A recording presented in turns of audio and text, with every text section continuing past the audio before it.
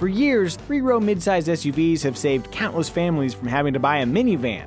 Cargo space, passenger space, and implied adventure? It's no wonder midsize SUVs were the most researched vehicle category on KBB.com last year.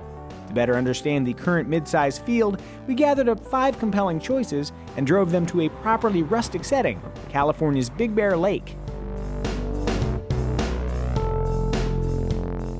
Let's lead off with the Toyota Highlander.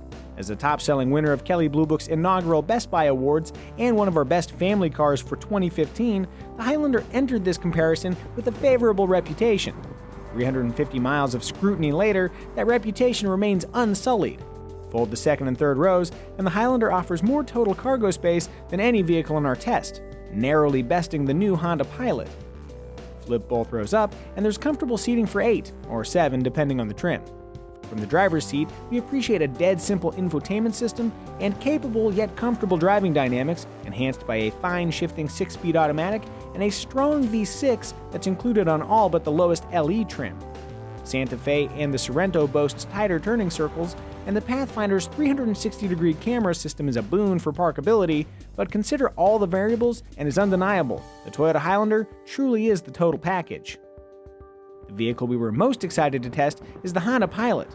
All new for 2016, the Pilot enjoyed a major makeover, ditching square and adding flair, in the process gaining fuel efficiency, a long list of techie options, and a roomier third row.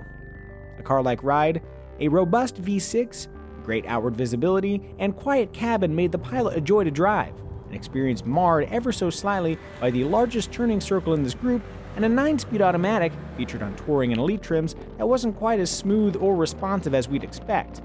Perhaps the more traditional and marginally less efficient 6-speed automatic featured on all other trims is a better choice.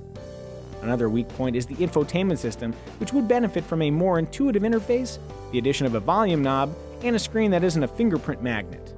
Overlook those annoyances, and you'll find an adult-worthy third row that's easy to access, especially with the optional push-button second row release. Hiding behind that third row is the largest cargo hold of the group. Rounding things out are advanced technology options including dynamic cruise control and lane keep assist, both welcome additions, but from the perspective of family harmony, our testers' 4 2.5-amp USB ports are a godsend. Toss in numerous storage nooks, cup holders, and a giant center console, and you've got a profoundly capable family wagon. With a sub-$26,000 base price, the Kia Sorento is by far the cheapest vehicle here. But, as you'd guess, there's a catch. At that price, the Sorento only comes with 5 seats and a 4-cylinder engine. Add a V6 and a third row, and the price rises to around $29,000, a stone's throw from much roomier alternatives. To that end, the Sorento's rearmost seats are the tightest in our test, its cargo hauling credentials leave much to be desired, and its seating capacity tops out at 7. This particular Sorento is the super swank SXL trim, whose luxurious leather, highly useful 360 camera system, and tastefully intriguing style managed to charm several of our editors. The Kia Sorento's smaller footprint, excellent 10-year 100,000-mile powertrain warranty, and somewhat lower base price might hold sway with city dwellers or the frugally minded, but if you plan to lug lots of gear, or adults in all 3 rows, you're likely to find more joy elsewhere.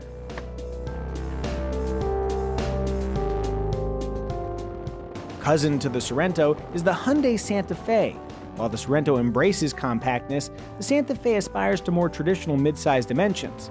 Second-row passengers enjoy abundant space, plus sliding and tilting seats, but the third row is best reserved for small passengers.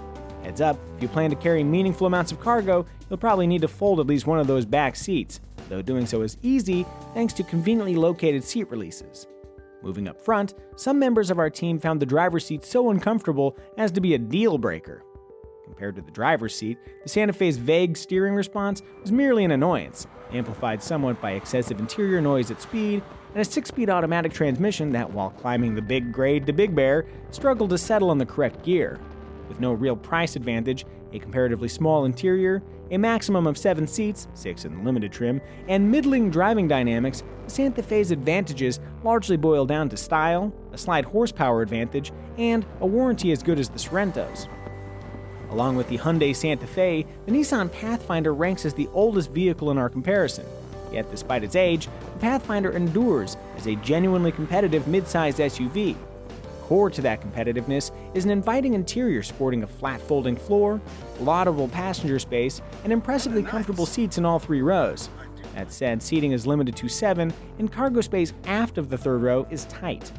Powering the Pathfinder is a 3.5-liter V6 that we found plenty eager during our long climb to Big Bear, despite being the least powerful engine in the group. Ask nice, and it'll happily tow up to 5,000 pounds.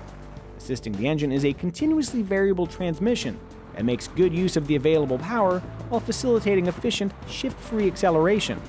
There was some quibbling about rubbery steering feel, but all told, Nissan's midsizer does an admirable job blending confident handling with a comfortable ride. And from a parking perspective, it's hard to top the Pathfinder when equipped with Nissan's still brilliant around view monitor.